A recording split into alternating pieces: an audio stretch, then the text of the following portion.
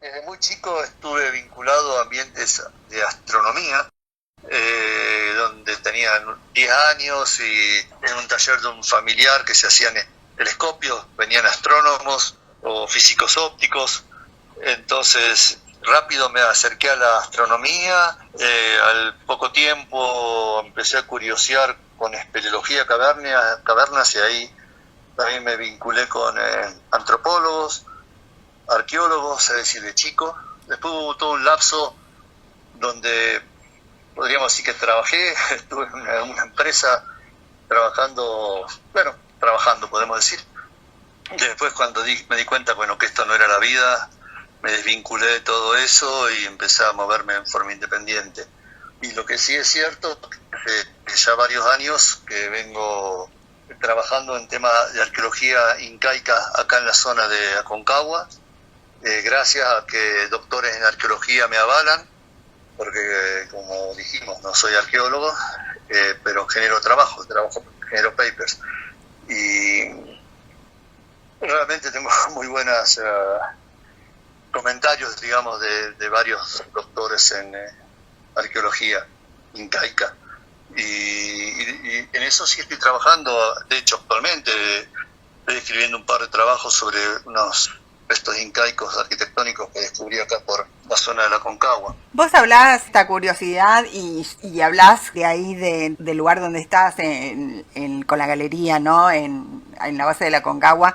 Y hablando de todo esto, digo, bueno, pero ¿cómo llegó a escribir sobre el origen de la palabra Patagonia, que todos lo tenemos como súper estudiado con el tema del diario de Pigafetta, a lo que se hace referencia siempre? Y cuando leemos tu paper, vos planteás otra historia acerca del origen de esta palabra de Patagonia. Es cierto. ¿Cómo llega? Sí. Bueno, también curioseando sobre gigantes en el planeta Tierra, o en mitologías a lo largo y ancho de la Tierra, del planeta, aparecen gigantes como aparecen duendes, podríamos decir.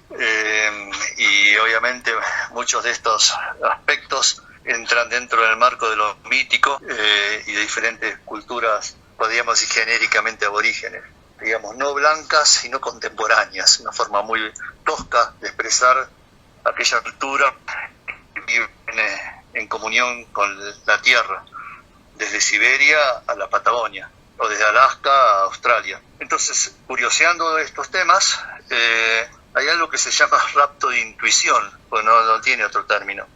Cuando uno intuye, uno cree algo sin ningún tipo de fundamento científico, solamente podríamos decir por el corazón. Y ahí cuando uno se cruza con los patagones, entre comillas, no sé bien cómo es que apareció esto de decir, bueno, pero esto ¿cómo es? Entonces, profundizando un poco más en las crónicas, las primeras crónicas, como vos bien dijiste, la primera es la de Pigafetta, el escriba de Magallanes, Magallanes le dictaba. Pero Pigafetta, como comentario al margen, es importante recordar que era una persona culta. Era una persona culta en la época, fue uno de los pocos sobrevivientes de la expedición de Magallanes y era caballero de Malta, de la Orden de Malta. Es decir, estaba dentro de un círculo, podríamos decir, selecto de la época, de la alta aristocracia. Era astrólogo y como comentario al margen logré tangencialmente confirmar que pertenecía a una orden Rosacruz de la época. Me comuniqué con la casa central de la orden Rosacruz en un castillo en Francia, Château de Montville, y cuando hay algo que no se puede decir porque está dentro del secreto, se dice, bueno, puede ser, no hay ni sí ni no. Pero esa fue la respuesta que recibí. Esto con respecto a Pigafetta. Y mirando las crónicas, leyendo, ahora exactamente no sé cómo es que me apareció esa intuición, esa duda, pero lo que sí genero en todo este trabajo, y como vos bien dijiste, ha sido publicado, aceptado internacionalmente porque es una publicación científica. Exacto. Es el de la nueva hipótesis de dónde viene el nombre, porque todos a nivel popular sabemos que se supone que viene los pies de las huellas dejadas por los tehuelches que andaban por la zona costera y decir, uy, qué huella grande, entonces un patagón. Y ahí aparecen dos variables a tener en cuenta. Una, que patagón como calificativo en el castellano de la Edad Media no existía, no se usaba ese término. Y otra cosa es que el primero en que destaca esta huella o esta idea de pie grande es Loaiza, que es la segunda expedición que viene por la zona patagónica, que viene por el estrecho, que viene por Santa Cruz.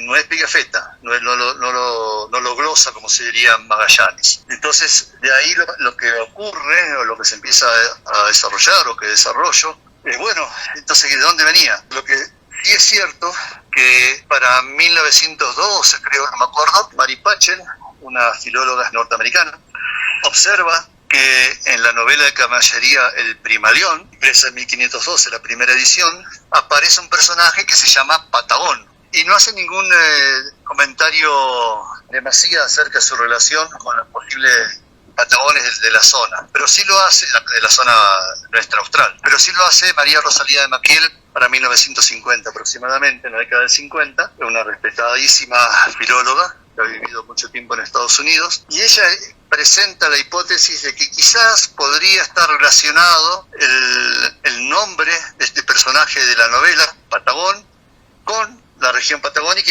y Magallanes. Es decir, Magallanes podría haber leído, y como ella dice, ella no tuvo al alcance, no leyó el original del Primalión. Me ocupé yo en hacer eso 50 años después, podríamos decir, 60 años después.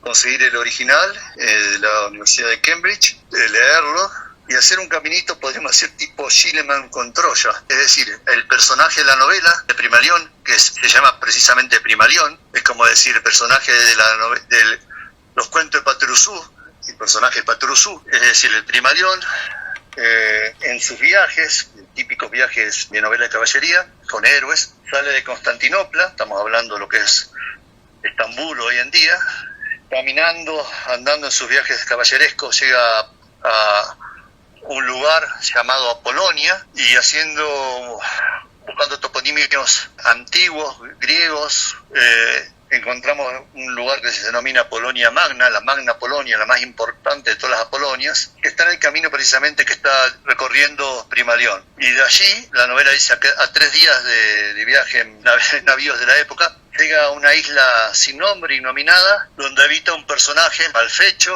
así desaliñado, sucio, tosco, bruto, todo lo que se podría calificar como cosa similar, que violaba a las mujeres, que cazaba con arco y flecha. Y ese personaje lo llaman precisamente Patagón en la novela.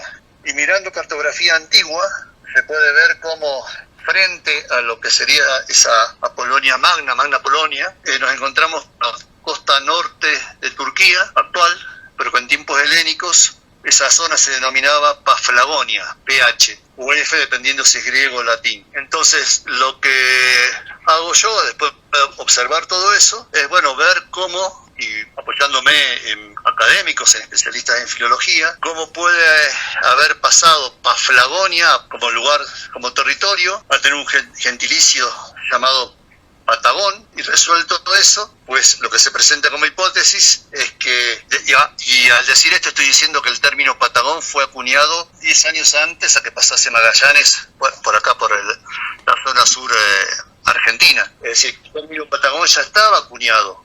Eso es muy importante observarlo, ya existía. Entonces lo que se infiere, lo que se supone es que es probable que la biblioteca de a bordo, en los libros de a bordo que seguramente traía Magallanes para dar la vuelta al mundo, entre comillas, es decir, con mucho tiempo libre, a bordo tenía el Primalión. También está probado, se sabe que el Primalión para la época era un libro de mucha lectura, era muy difundido en el ambiente aristocrático, en el ambiente que sabía leer, no a nivel popular. Claro. Pero Magallanes también estaba dentro de esa elite. Entonces, se supone que quizás Magallanes estaba leyendo el Primalión, esto es una hipótesis, y se encuentra con el personaje Patagón, y ve que las características que tienen los tehuelches de la zona austral son similares a las del Patagón. Lo único que hace es decir, denomino a estos indios de aquí patagones, los denomina en plural, los Patagonia. Y ahí más o menos es